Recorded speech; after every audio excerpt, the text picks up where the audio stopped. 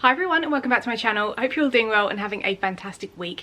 In today's video, I'm really excited to be collaborating with Dr. Jason Crean on all things avian nutrition. We are debunking some parrot food myths that you may have heard. What's actually correct, what's not, what you can and can't feed, what you should and shouldn't feed. So I really hope you enjoyed this conversation that we had recently. I had lots of fun filming it. And all of the links are going to be down in the description to anything we mention. So if you want to check out anything after this video, go and check out Dr. Crean's work as well. It's all going to be down in the description. But without further ado, let's get straight into the conversation. So guys, we are going to get straight into our conversation with Dr. Jason Crean. He is an awesome avian nutrition consultant. I'm going to let him tell you a little bit more about his background if you are unfamiliar with his work. Thanks, Sophie. I'm really excited to do this today. So I started with birds when I was 12. I got a cockatiel, and then I got a second cockatiel, and then you probably know where this is going. I had many cockatiels and learned probably more from breeding cockatiels about birds than anything, any coursework I've ever taken. I went into, I went and got my first degree in biology, and didn't change my mind, didn't want to go to vet school because of the obvious inadequacies in some of the coursework like nutrition, and went into education. And my focus for a long time has been science communication, which, you know, if you're on social media, it's very clear we have a science illiterate society that people argue from what they've heard and not really what we know. I funneled that work into, I'm a professor of biology at St. Xavier University in Chicago, and I teach courses like zoo biology and animal nutrition. And then I'm also a zoo consultant. So I do nutrition and biologically appropriate exhibit design, things like that, enrichment for different zoos. And I also have my own aviary where I breed RSREs, the smaller toucan species, and have a large flight that I get to look at when I'm working every day that has Nicobar pigeons and swamp hens and Brazilian cardinals and everything living their best predator and parasite-free life. So I really appreciate being here because this is definitely nutrition. Avian nutrition is something that is always going to be a hot topic. Absolutely. And for anyone unfamiliar, if you've come from somewhere else and you found this video, thank you so much for watching. So I'm Sophie. I have a YouTube channel called BirdNerdSophie. I have 2 cockatiels and 3 green cheek conures who are probably going to do their best to be really loud for this video. But I also have 12 years of experience working professionally with birds in zoos, farms, wildlife parks. I've been head of birds at a farm park. I've worked with so many different species. I've been very fortunate to work with lots of different species. I've lectured as well in animal care, and I have an honours degree in animal behaviour and welfare. So hopefully we can kind of pool our knowledge together and give out best practice, because one of the cool things that I love about birds is we're always learning. You know, we know so little about them and it feels like we know so much. And, you know, back when I first started, things are so different with all kinds of practice, from enrichment, you know, housing and nutrition, of course, which we're going to touch on today. So I'm really excited to kind of hopefully debunk some myths, but also broaden people's horizons of what you can and can't feed, what you should and shouldn't feed, what you may have heard, and what's the truth. So with that in mind, I thought we'd get into one of the hottest topics about parrot nutrition, which is seeds, because many of us have heard that seeds are horrendous, they are really fatty or lacking in nutrition, and you should never feed seeds. I've seen so many graphics recently, especially on Instagram, of people with the best intentions saying don't feed seed. However, it's not actually the case, and I'm going to let Jason take it away on this one because he's got a lot to say on the matter. Yeah, I think that, you know, when I was first getting into birds in the 1980s, that's all we had available was seed. And we didn't have social media or the internet. We didn't have ways to learn more. We had a handful of books that told us, you know, green stuffs were great to offer to birds, but we didn't really have a grasp on how to diversify diets, or that it was even needed. And a lot of us were like, oh, our cockatiel's 10 years old. Yeah, that's really old, you know, because we didn't really know. You can't compare longevity in managed situations like homes or zoos with the wild, right? which is a really rough place to live, by the way. This Yep. this myth about, you know, the wild bee in paradise, I always laugh at, because it's like, no, it's really terrible. It's rough. It's a rough place to live. Not terrible, but it's a rough place to live. So anyway, when we look at seeds, the number one thing I hear about seeds is that they lack all nutrition. They're junk food, quote unquote. And that is completely, resoundingly false. Yeah. And all it takes is a quick internet search to find what nutrients lie in those items. Sunflower seed gets the worst reputation. Yeah. But sunflower seeds, like, are so, I encourage people to eat sunflower seeds. They're very healthy.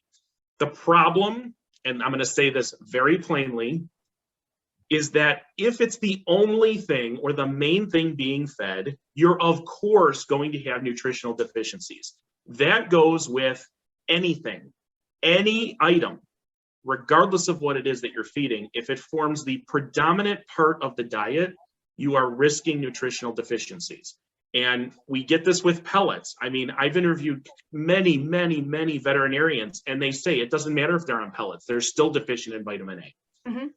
There's no useful fat in pellets, and by useful, I mean like the important essential fatty acids like omega-3s. Omega-3s denature with heat, so they're just gone. Those things are critically important to any organism's health.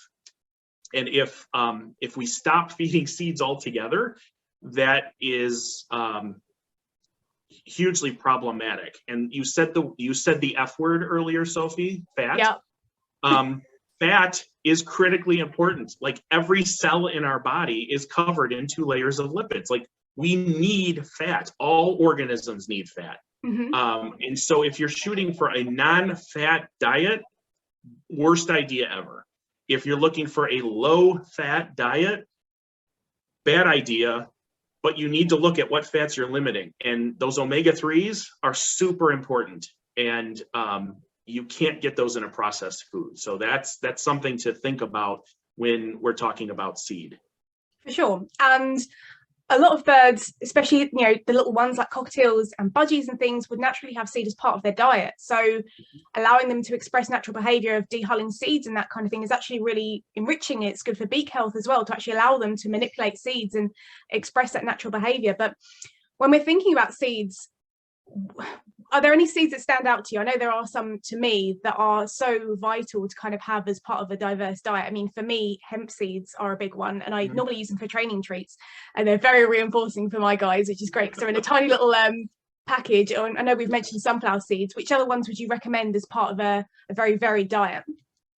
I think that most of the seeds that we've historically offered are beneficial. I just don't think in the proportions that they've been offered necessarily. I think that the variants of millet are all great, but they definitely shouldn't form the predominant part of a diet, nor but nothing really should. Yeah, of course. But I think the different types of millets, I think, you know, the high value seeds like hemp seed, flaxseed, you know, things like that are really beneficial. Now, flaxseed is just so fibrous that birds have to consume quite a bit of it to really get a significant benefit from them. So you can grind them yourself in just a coffee grinder or something and offer them fresh that day. I don't recommend buying ground flaxseed in the store, because once that seed is open, the nutrients are all compromised. And so, you know, it's just better if you grind them yourself and feed them fresh. You'll get more bang for your buck that way. But I think the majority of the seeds that we offer are beneficial. They just shouldn't be the main part of the diet. But a few, you know, for a cockatiel, like 3 sunflower seeds a day, boy, that's a huge benefit. What a great source of vitamin E and you know, fibers and things like that they need. And like you said, that's part of so many birds' natural diets. And the enrichment that seeds offer, like the recent, I think it was a UGA study that came out, said, you know, these birds need to be eating whole foods, natural foods, not processed foods, because that processed food robs them of those enrichment, those foraging activities that they spend all day typically doing, right?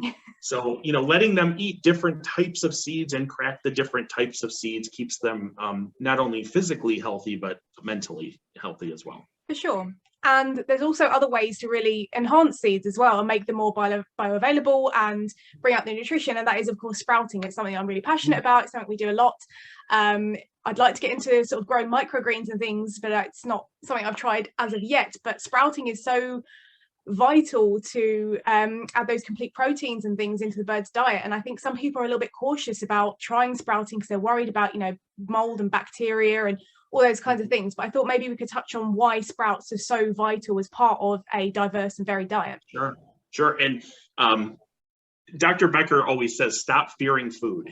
And if you don't follow Dr. Karen Becker, she's the most followed vet on the planet right now. You need to follow her.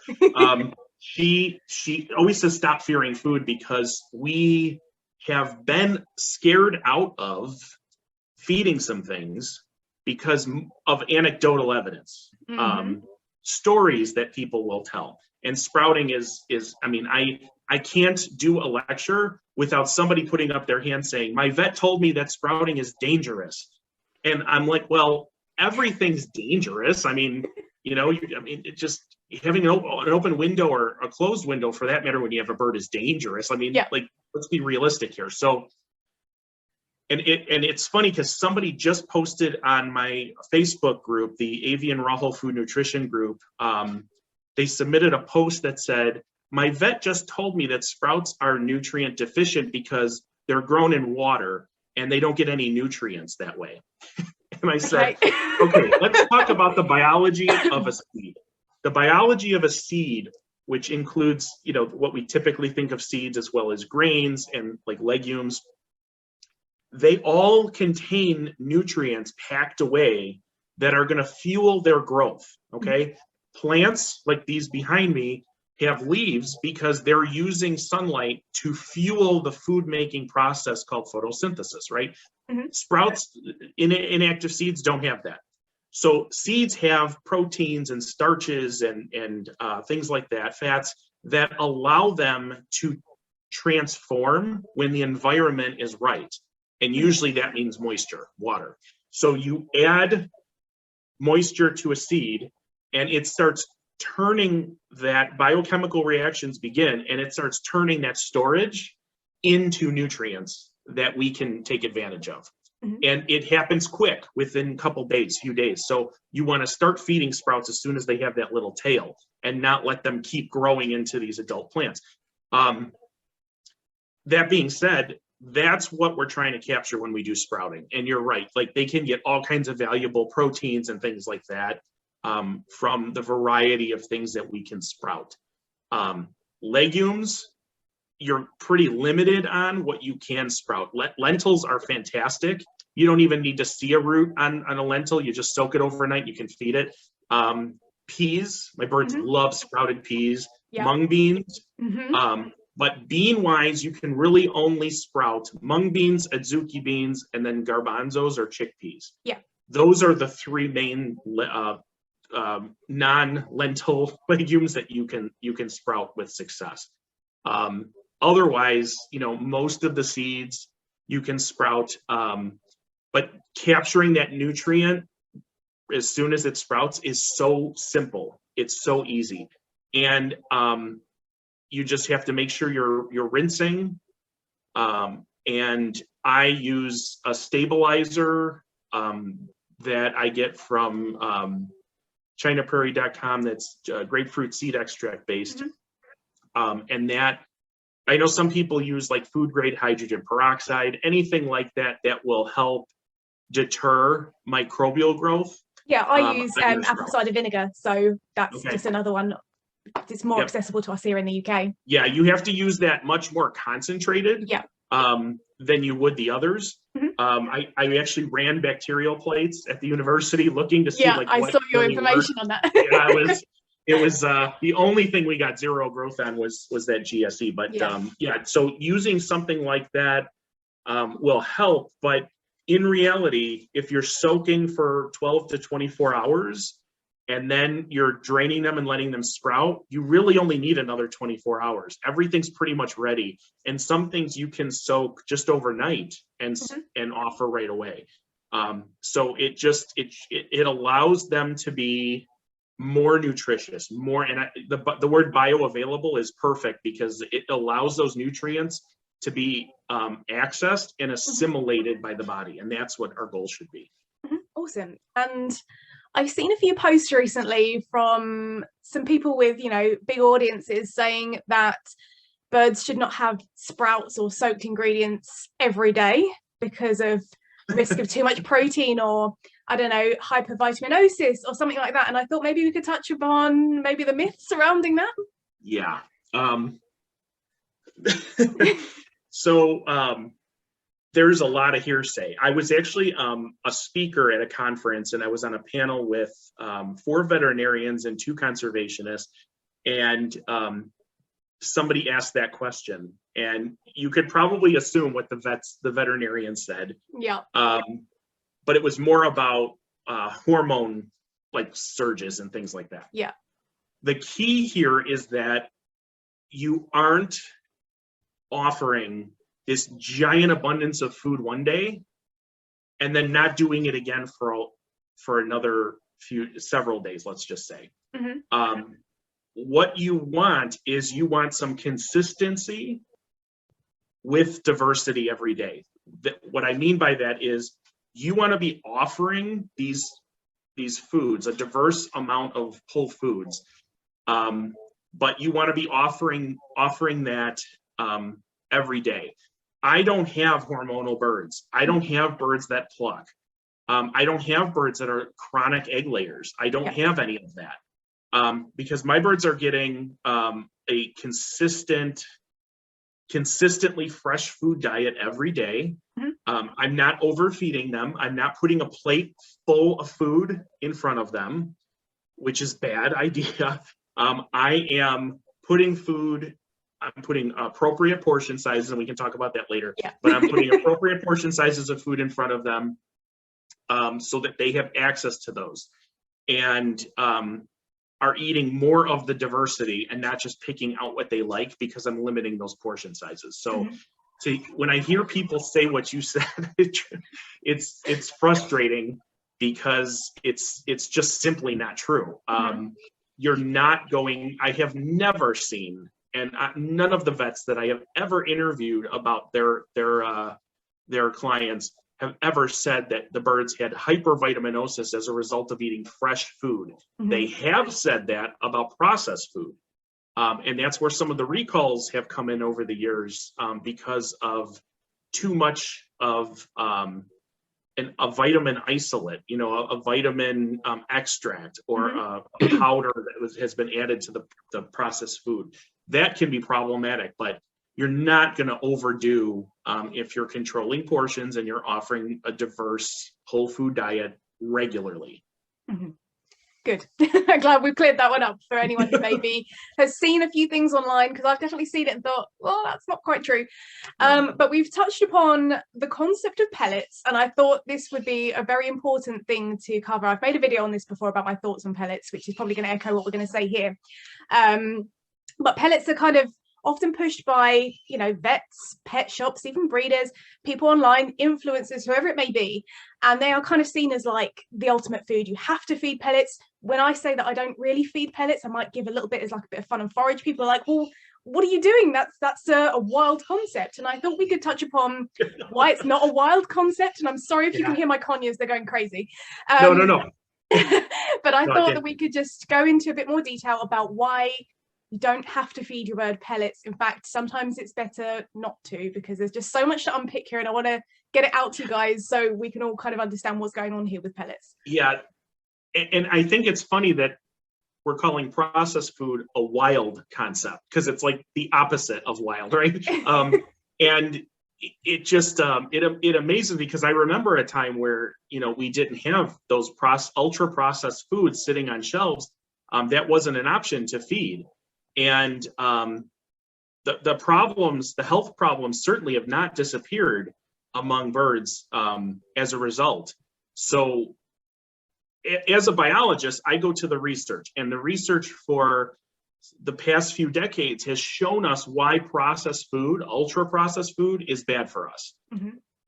But we seem to ignore that when it comes to animals. Yeah. And that is my frustration, because the science tells us differently. The science tells us when these foods, especially grains, for example, are ultra processed, heat processed, that reactions take place that result in inflammatory compounds that can result in some pretty terrible things. You know, and we see this in dog and cats that are on kibble as well, obviously, because it's widespread. When it comes to birds, you know, I see a lot of birds who have behavior issues, who are plucking, who are super hormonal. And I'm like, I don't have any of those problems. I never have had any of those problems. When pellets were first introduced, we, you know, Dr. Karen Becker and I had thought, wow, this was going to solve a lot of problems. What a great thing. But in reality, they didn't solve the problems. And they gave us a false sense of security. And that's been a problem that has been hard to fight. That being said, ingredients matter, but processing really matters. Yeah. And that's what we ignore. Just because it's on a bag does not mean it's true. Just because it's printed on a bag doesn't mean it's still in there in the form in which it was intended. And anytime you heat process something, it's going to change. And it's usually not better. It's usually, you know, there's some exceptions, like lightly steaming sweet potatoes makes them more bioavailable. You know, that's one of those exceptions. Not that you have to feed cooked sweet potato. You can feed it raw. They're going to get more out of it if it's lightly steamed. But, you know, that's an exception. But when you look at processed foods, you know, whether it's meat or grain, overheating to the point of dryness so that it can have a shelf life is problematic. It just is. Compounds form that are inflammatory, that can lead to disease, and it can be long-term or it can be short-term. It can manifest itself in different ways, and you never know. So I don't feed any ultra-processed pellets at all. There's very, very few exceptions. The one we have here is Tops Pellets. Those are cold pressed. Whole food, when you look at the bag, the ingredients, there's no long vitamin words, you know, because they're going to be getting all those nutrients from the actual food itself. Yeah. And but you know, that's a very small percentage of my diet, because they're getting so many other things. Tops also has, you know, grains and seeds and things like that we use and mix together as part of their dry diet. So yeah, the pellets haven't solved the problems in my view, and it continues to be a lack of education in veterinary school. And I do want to say, vets are critically important to the wellness of our birds. They are medical and surgical geniuses, and they need to be celebrated for how they contribute to our wellness. But I'm asked to speak at vet schools on avian nutrition because there is a lack of that, and we need to be honest about that. And so I applaud the vets who go out and learn. I just did a lecture not long ago that was recorded for a platform that caters to veterinary students on this very topic. So I applaud the vets who are going out and learning the truth about these things and really taking a deep dive as far as what they're going to recommend to their clients. Sure.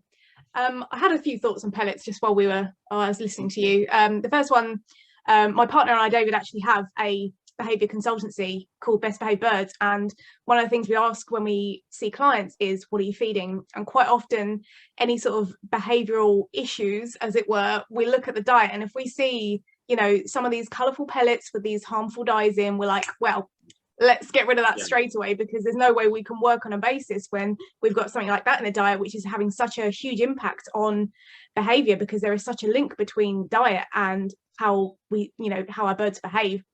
Yes. The other thing that I suppose frustrates me a little bit is this idea of sort of, well, pellets are convenient. So, you know, it's so much easier for me to feed my birds if I can just get a scoop of pellets out, especially in the evening. And if there's one thing we've learned from working with parrots for a long time, is there's nothing convenient about living with parrots. It's a lifestyle change. The world revolves around them. You know, we can't go towards convenience. And the other thing that I've been thinking about as well is for people who have a predominantly pellet-based diet, or at least half the day is pellets, is how boring is that for your bird? You know, I mean, obviously we don't want anything like those colorful pellets, but if they're literally just eating the same pellets, same with dog and cat kibble in a bowl, I mean, yes, you can make it fun in foraging toys and things like that, but ultimately it's the same flavor, it's the same texture, same shape. Is that really how we want to be enriching these, you know, emotionally intelligent animals? It's not interesting. It certainly wouldn't be something that we as humans, we wouldn't want to eat, you know, pellets, anything like that, the same consistency, flavor, unless it's pizza for me, in which case maybe. But you know, for birds, we want to be giving them so much variety, and I just don't think that pellets as a standalone ingredient just really do it. I mean, like you, I do use tops as like part of a big dry mix that I make up in the evening, and I change ingredients out regularly. But to be honest, if I run out of them, it's not really a big deal. I'm not like, I got to get my pellets. You know, it's just, okay, well, I'll get them when the next on sale. But they're just not such a big part of the diet. And I would really love for people to come away from this video thinking, you know, do I need to include pellets as part of my bird's diet? And I thought perhaps we could now kind of lead on to, well, if you're not feeding pellets, what else are you supposed to be feeding? Because I've had a few questions. I had a consult today with one of our clients, and she's like, well, you know, if I'm feeding fresh bits and pieces and sprouted seeds and grains and veggies and stuff in the morning, what do I feed in the evening? So I thought maybe we could touch upon some of the things to include in like a dry mix, if you like, for the evening. Yeah, and this, I want to touch on a point that's going to bridge very well that you made, because I've heard the argument that, well, they need to be on pellets because if something happens to me, it's the easiest thing for them to feed my birds. Mm-hmm. It's not. It's not, because if first of all, if they run out, they then have to go find that exact pellet, because the birds are not just going to transfer from one pellet to the other, right? Mm-hmm. Putting the nutrition issues aside, what is most available is your local grocer has a produce section full of food. Yeah. If the birds are used to a diverse diet, which should be the key for everybody here, that is where the person who is caring for your bird should go to keep your bird going until whatever the next step is, right? Mm-hmm. So those are the things that should be your emergency. You've got emergency plan should be, here's a list of things you could run over to the produce section and get at any, not try to find this exact pellet in this size and this color. Like that is just a fallacy argument. It doesn't make any sense. But that being said, when it comes to offering dry foods, I typically do that later in the day. I want birds to have fresh foods when they're hungriest in the morning. Yeah. And that should be their focus. And that's where they're going to get their soaked and sprouted items, their fresh fruits and veg. The seeds from fruit, like melon seeds and papaya seeds, are awesome to add into that mix. Because let's be frank, birds often eat through the fruits to get to the seeds. Yeah. Even lorikeets and things like that have been seen doing that. Live insects like mealworms are a great addition for fresh food as well. In the evening, I'm typically offering some a mix that has dry grains, some dehydrated foods, and freeze-dried foods. And there's a difference between dehydrated and freeze-dried. Freeze-dried really harnesses most of the nutrient. You know, on average, it's about 95% of the nutrient that's captured there, which is why we give it to astronauts to eat, right? So dehydration is oxidized, which means it's exposed to air for a period of time, and that loses a lot of nutrients. Nutrients just degrade. And that's usually why dehydrated foods turn those darker colors often, where freeze-dried food maintains its natural color. So freeze-drying is always the very best as far as, you know, dry foods. And then seeds and grains, tree nuts, especially walnuts, which are going to be your best source of those healthy fats and fiber and minerals and things like that, along with pecans, filberts or hazelnuts, pine nuts. Those are some of your best. A Brazil nut here and there, awesome source of selenium. So those are all important for the bigger birds. I chop nuts and give them to smaller birds too. They don't need that much, just a little bit, as part of that dry mix. But the freeze dried, we just came up with. I helped GreywoodManor.com formulate a beef bar. Yeah. And I'm hoping that, you know, other people outside of the U.S. can start, you know, accessing things like this. But that beak bar has a lot of that fruit and veg and seed and edible flowers and things like that all blended together in a freeze-dried bar so that it's convenient. Because like you said, some people need convenience, especially, you know, if they were like me, who was working 12 jobs all the time. You know, I'm at the university and then I'm at a zoo and then I'm doing this and doing this. So, you know, but I never, ever cut corners. I always want to make sure they're getting all that fresh food and they have access to that during the day. And the dry mix at night, which can include all those things I just said. And one note about fresh food, people often are scared to leave out fresh food during the day. Yeah, I wanted to talk about this. Plainly. Is it okay if I say it now? Yeah, go for it. Okay. Fresh food does not spoil as quickly as cooked food does. So if your home is really, really, really warm, and I'm talking way above room temperature, okay? I'm in Florida right now. So, you know, in the summer, it's really warm. I have to change out food more often because my birds are outside. Yeah. However, in your home, leaving fresh food out is not a problem. It is not going to spoil and make your birds sick in that day. That being said, you should always keep portion sizes in mind. So that they are, you know, they have enough to eat for a few hours and then they're probably going to be good like they wouldn't be in the wild. And then, you know, later they're going to go out and get some more food, which is, you know, the dry mix. For sure. One of the analogies I kind of use is from working in zoos in the past. You know, we don't do morning feed rounds and then frantically rush out 2 hours later to rip the bowls back because all the birds are going to get sick, all the exotic mammal's going to get sick. It just doesn't happen. You know, even in the summer, yes, we try and keep on top of it, but you know, they are not going to get sick if you leave the food out for the working day. It's perfectly fine.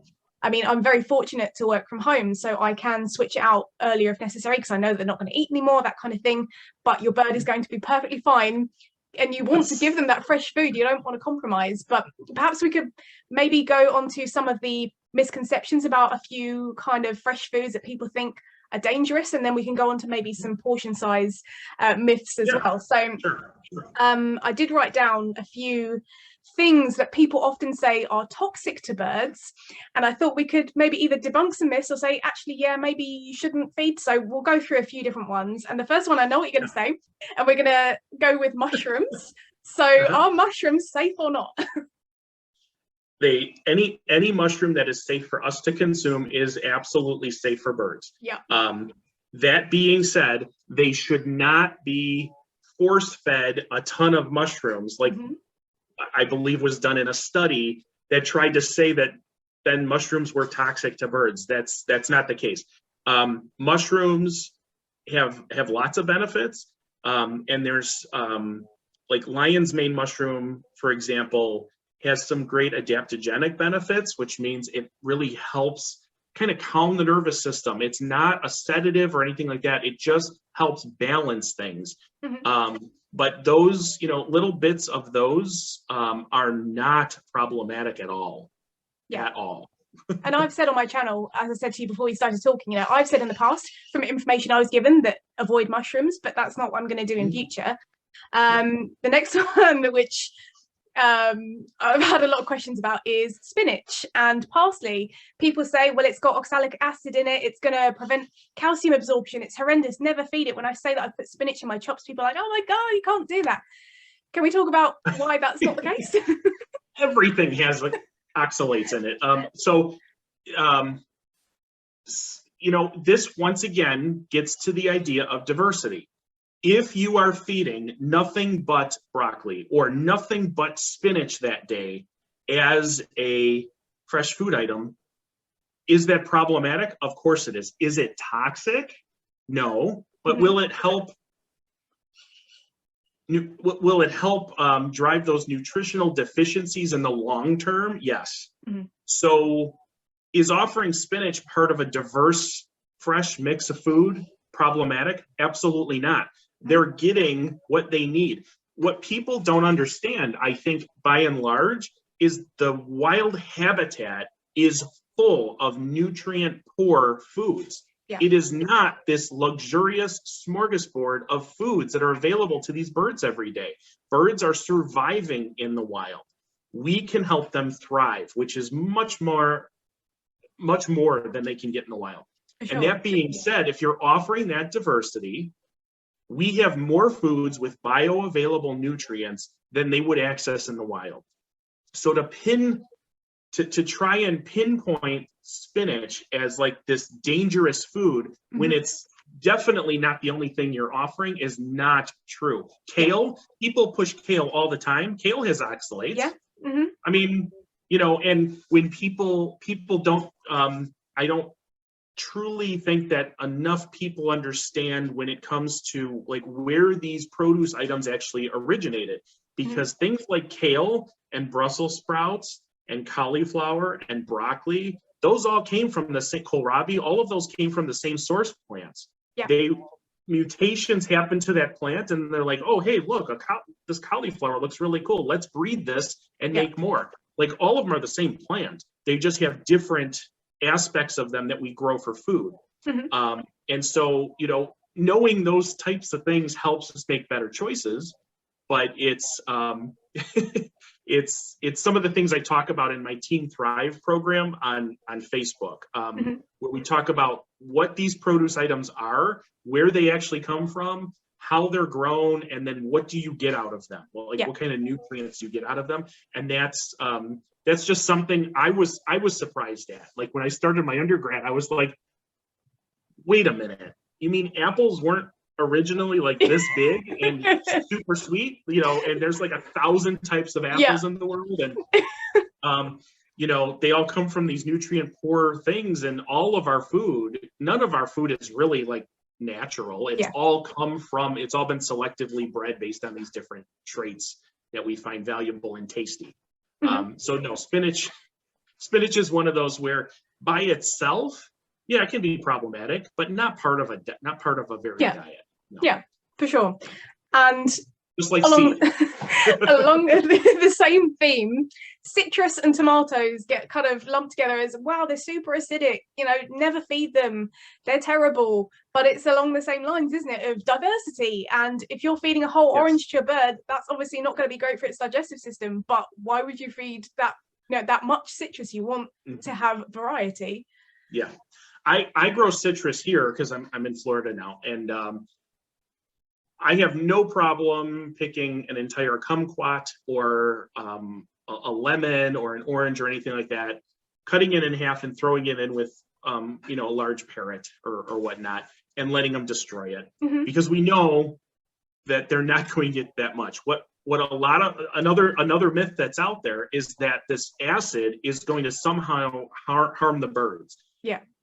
You'd have to feed a ton of citrus to see really bad effects from that. And let's face it, most birds aren't going to eat something to the point where it's going to make them sick anyway. Yeah. But when it comes to citrus, there are more acidic things. Peaches and nectarines are actually have a lower pH, a more acidic pH than a lot of citrus fruits do. But we don't have that argument about those. Yeah. Because there's just this myth that, oh, it's this juicy citrus fruit, which is mostly water, a ton of water, and that must be a problem because it's acid. Well, we eat a lot of things that are acidic. Birds eat a lot of things that are acidic. That's not a problem. But once again, it shouldn't be the main part of the diet or a large part of the diet, no more than anything else should be a predominant part of the diet. So for sure. And then the last two, I haven't actually seen a lot of information on, so this is kind of for me. Eggplant, or aubergine as we call it, and rhubarb. I've always heard that, you know, there's kind of mixed things about them. So I wanted to ask you, because I don't know whether they are actually okay or not.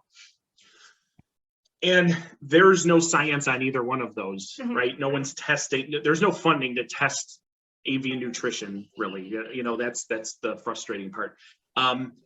With eggplant's not super digestible unless it's cooked. So I typically don't offer eggplant, aubergine. I don't offer that at all. Yeah. There's so many other things to choose from. It's just easier to do that. When it comes to, and same with rhubarb, there's no reason to feed it. There's not a lot of information either way. So, you know, we don't really need to offer it. But I know that non-parrots, I've offered uncooked eggplant to non-parrots without any problems. But I just don't feed it to parrots. I don't have any need to. There's so many other things. Good. We heard it here first, guys. We've got fresh off the press information. And speaking of kind of getting information, we've obviously talked about vets with having a lack of nutrition training. Where should people be looking to get their information? Because, as you know from us talking before, you know, I try and put out the newest information that I get. Where should people be looking for sources? Because obviously you're getting information from everywhere. Social media is huge and it has great benefits, like your Facebook group, which I'm going to link down in the description for you guys if you want to go and join, which I highly recommend. But there's also so much misinformation. Where should people be looking, and what should they trust when they're looking for these kinds of things? Yeah, and those are hard. That's a hard question to answer because there's a variety of experience. And you know as well as I do, someone with education and experience is usually pretty important. I did not want to start my Facebook group. I saw what happened on other nutrition groups. It was vile and repulsive. Yeah. How people were shamed and just treated was just horrible to me. And that's working with young people as long as I have just killed me. It just really hurt. So I finally started my group and it was just a handful of years ago, and we're now up to over 16,000 members. There's no drama on the group. We keep it fairly controlled as far as posts and scammers and, you know, all that stuff. Like we're pretty good about those things. But, you know, talking to someone who has an education, a foundational basis for this, you know, I have 2 degrees in biology. I know how plants work. I know how food works. I know how digestion works. Like, I'm aware of those things. You don't have to have a specific degree in like avian digestion. There's no such thing. But you don't have to have a degree in that, or avian nutrition, no such degree. You don't have to have those things if you have a foundational basis of science to understand. And that's where I think I do a good job, where I'm communicating the science behind these things. Yeah. I'm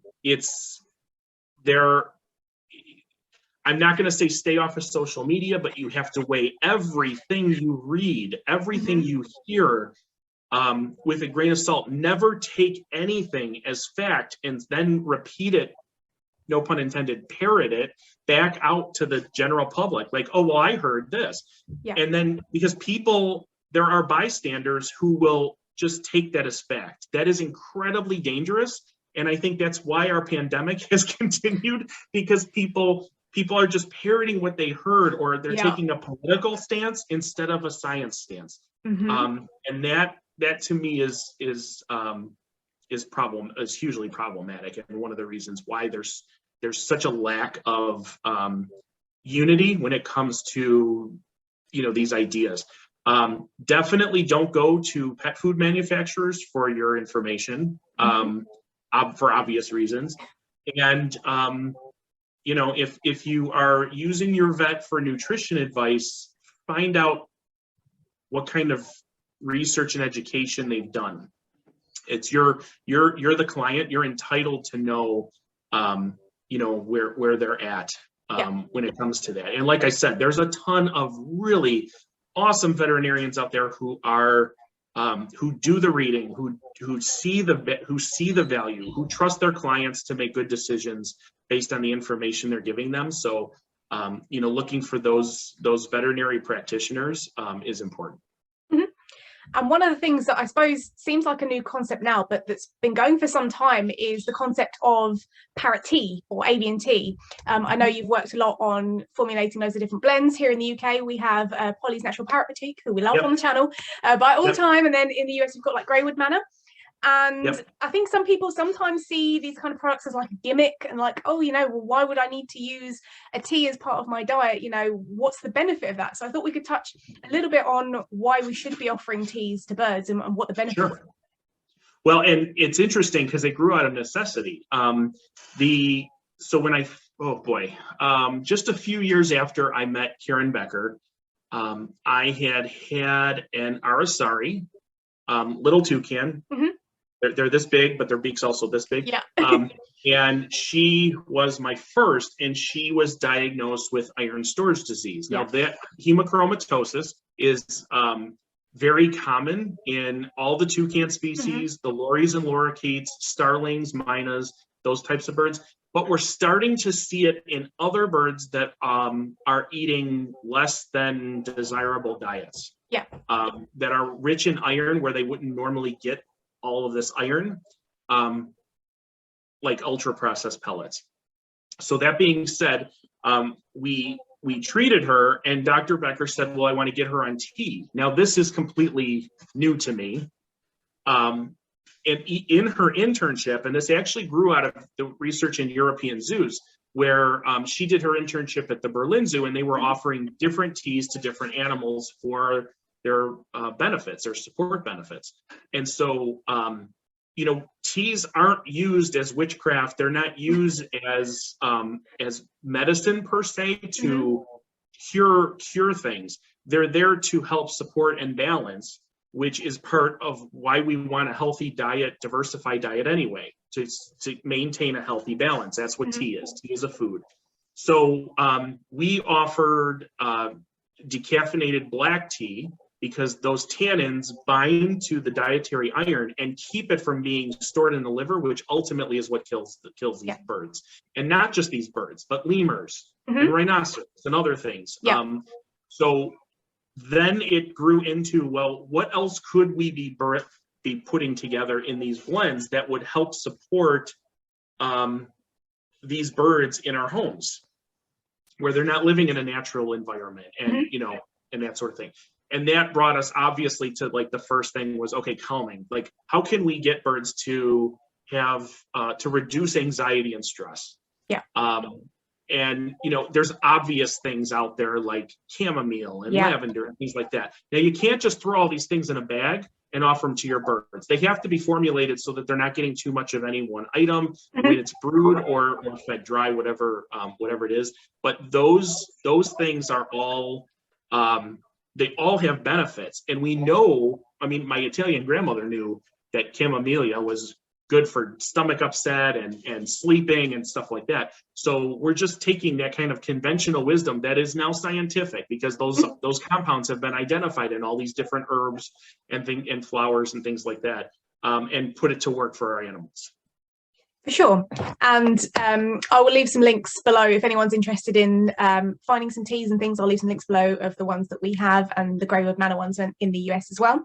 I thought we could also touch upon portion sizes. We've kind of spoken a little bit throughout this, because again, with coming back to like, where do you get your information from? There's not a lot of information about how much you should be feeding your bird, because you read the packet of a bag of seed and they say put however much in, or you don't get those kinds of instructions on an apple or a bag of kale, whatever it may be. So when we're talking, a lot of my audience have small birds, but if we could kind of give a range, because I know I've seen your graphic on your Facebook page talking about a range of, well, how much should I be feeding for a morning and evening meal? Because I think having 2 meals a day is obviously very beneficial. Sometimes we'll do a little lunch as well if we're feeling adventurous, but generally speaking, we do 2 meals. And how much should we be feeding of fresh ingredients and then dry ingredients, just so people have an idea?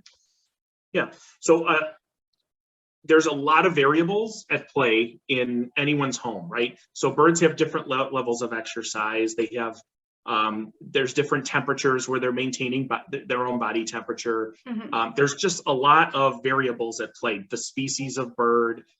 Regardless, we know birds have a really fast resting metabolic rate. Resting, like their heart hums when they're just sitting there. So their metabolism is high, whether they're flying miles every day or not.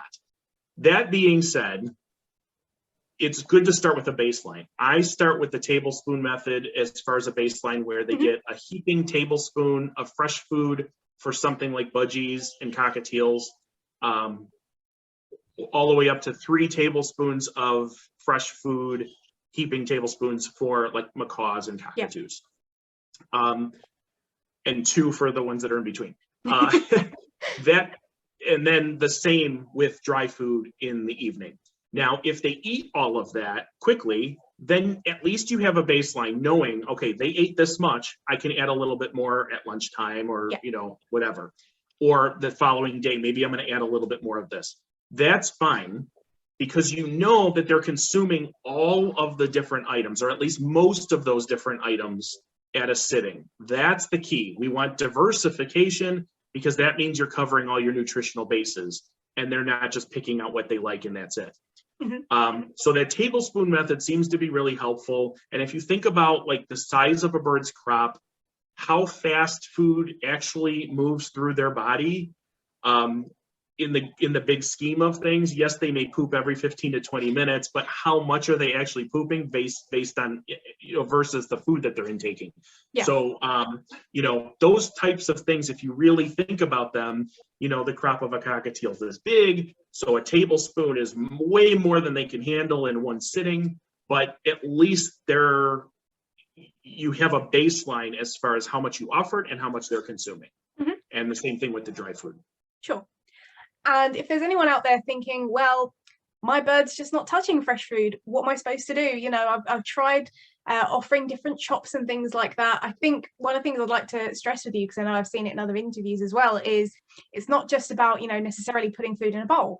There's so much more to presentation that can really tap into kind of species specific needs. And one of the things we just don't understand is like birds' vision. They will see different ripeness in different veg that we can't see. So sometimes if you're not providing necessarily like the freshest kind of ingredients, they might look unappealing, so birds might not want to eat them. If we're feeding it in a bowl and actually they might prefer it on a skewer, there are so many other ways that we can kind of tap into offering veg. And it's not just well, I've tried it and they're not having it, so I'm not going to try again. It's about repetition and an experiment almost. Yeah, and that word experiment, I say it all the time. Keeping birds is a scientific experiment that never ends. Yeah. You are always going to be experimenting and trying new things, because your bird's preferred method of feeding is going to be could be different between the different items. And it may be that they won't touch fruit until you put an entire fruit on a skewer, and then all of a sudden they're all about it. Yeah. And whether you think they're just destroying it or not, at least they're interacting with it. Yeah. That is a step in the right direction. What 9 times out of 10 I hear is that, oh, I tried fresh food, they wouldn't touch it. And you know what I'm going to say. How many times did you try? Well, I tried a couple times. That's not enough. No. It is a battle of the wills, right? Birds are animals just like us. If they know that you'll give in and give them something that they want, they're not going to eat what they should be eating. Yeah. Every time I see like super nanny shows, I watch them, these kids fight over, like, they just want processed food. They don't want, fruits and veg. It's the same thing with birds. Just because birds like something does not mean it's good for them. Yeah. And so we need to make sure that we're being as consistent and persistent on our part. This is about human behavior. This is not about bird behavior. This is about us doing what's right. And it is being some tough love. Your bird's not going to starve to death if there's food in the cage. They will give in and they will start eating it. But Sophie, like you said, its presentation is everything. So it could be that you hang a whole leaf of kale instead of shredding it. Or you shred it and put it on a plate on the floor of the cage, so that our grazer, like a cockatiel or a budgie who come to the ground to feed, do that, engage in that natural behavior. Maybe you're sprinkling some seeds in the kale so that they have to forage through the kale to get it, and then maybe they'll eat the kale. It really is about being persistent, like every day offering these things, and it can take months of persistence on your part. Nobody said birds were cheap. Nobody said that you can like you're going to save a ton of money having a bird. Yeah. There's always waste, and if there wasn't waste, we wouldn't have a rainforest, because birds poop out seeds and drop food all over the place, and that's actually what helps grow trees there. So there's going to be waste. It's just in their nature. For sure. And something I wanted to ask you, because I've seen this so often in the Facebook groups, which is quite often why I leave, because I'm just banging my head against a brick wall. If somebody said to you, I've been feeding my bird on X brand of pellets with occasional vegetables or ton of fruit, and they seem perfectly happy, so I'm just going to keep doing what I'm doing, what would you say to somebody out there? Because there may be people watching this who are thinking, well, my bird seems fine, so why should I change? So the first thing I would examine is blood work, which as well as I do, most people do not get regular blood work on their birds. It's pricey, right? It's expensive. But that's really what's going to tell you if disease or disorder is coming, right? That's usually the first indicator. And just because your bird's not ill right now doesn't mean in the long term that they won't be. I think of things like kidneys. With dogs and cats, I can't tell you the number of times I've heard people say, oh, my cat has to be on a low protein diet because of kidney failure. Well, that's because it was fed inappropriate dry kibble or canned processed food for so long that now its kidneys have shut down. You're not going to see kidney failure right away. That's a long-term issue. And when it does rear its ugly head, that's it. It's a huge problem. So if you're willing to settle because your bird seems healthy, you might want to sit back and think, how can I do better? And just enrichment wise, giving birds other things to eat and seeing them every single day go after these different things and manipulate them in different ways and interact with their environment is critical. And that's the ultimate in welfare.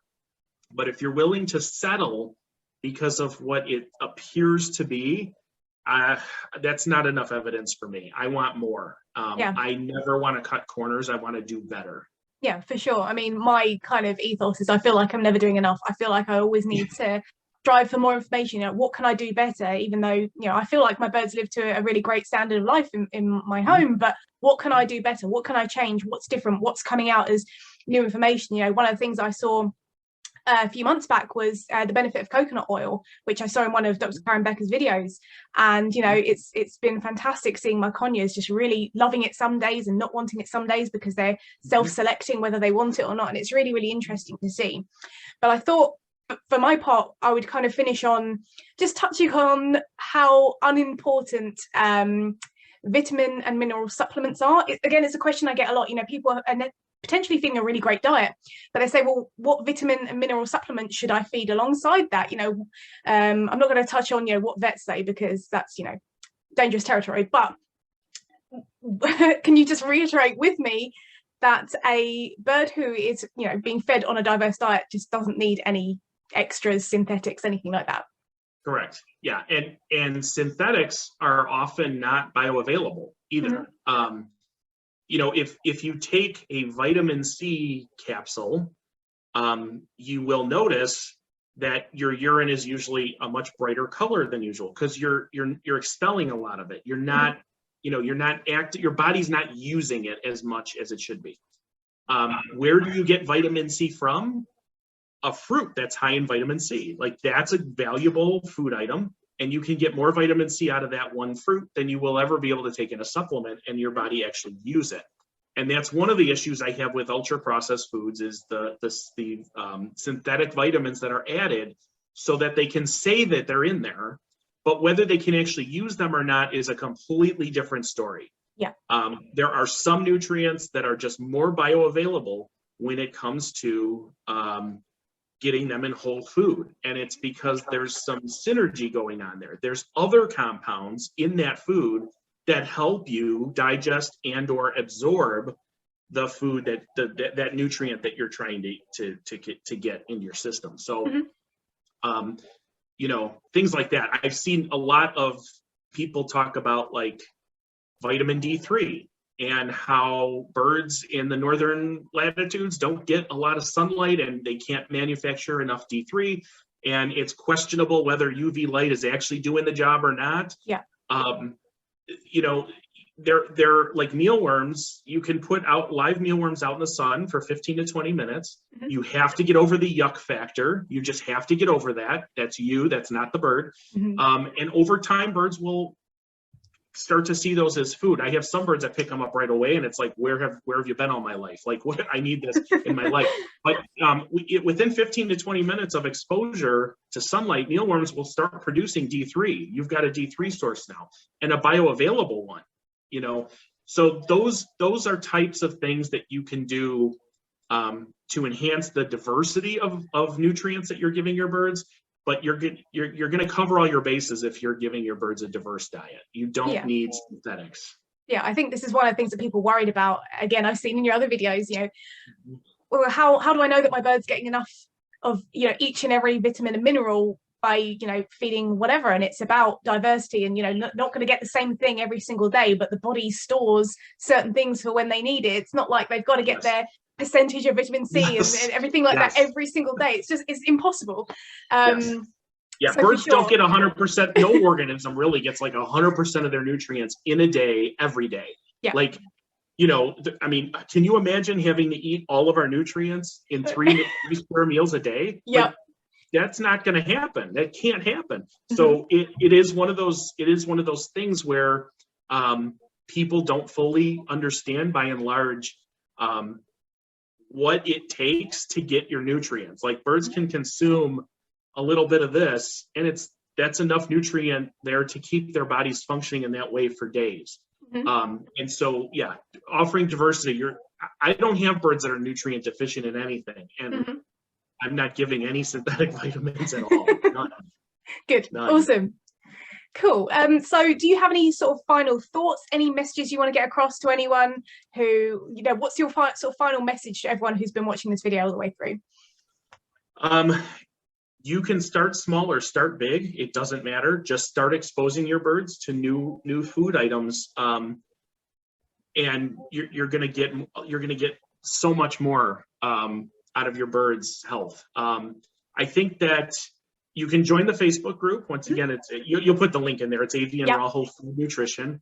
And we have lots of things in there. If you submit a post, it may not get approved, but I can at least tag you in other posts that are related to that. We try to keep the group focused and uncluttered.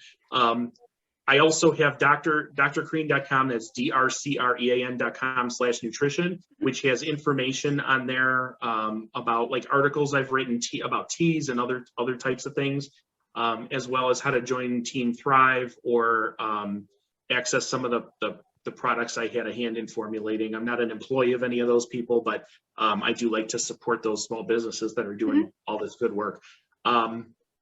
So yeah, I mean, you can start small. Sprouting is probably the easiest thing you can do. You can start soaking and offering some things like just the morning after, just rinsing them off and adding them, and just keep being persistent with offering those fresh food items.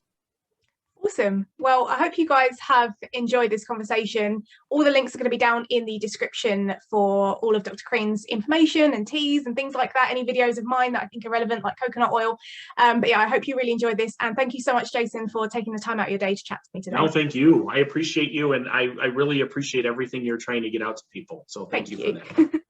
So that brings us to the end of the video. I hope you enjoyed hearing all about avian nutrition, you know, the myths that we debunked, things about pellets and seeds, all that kind of stuff. If you have any questions, please do leave them down in the comments, as I'd love to hear from you. And again, check out all of the information down in the description with other resources and Dr. Crean's work and things like that.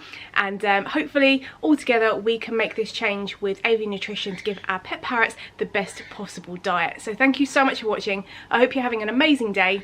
Take care and see you later.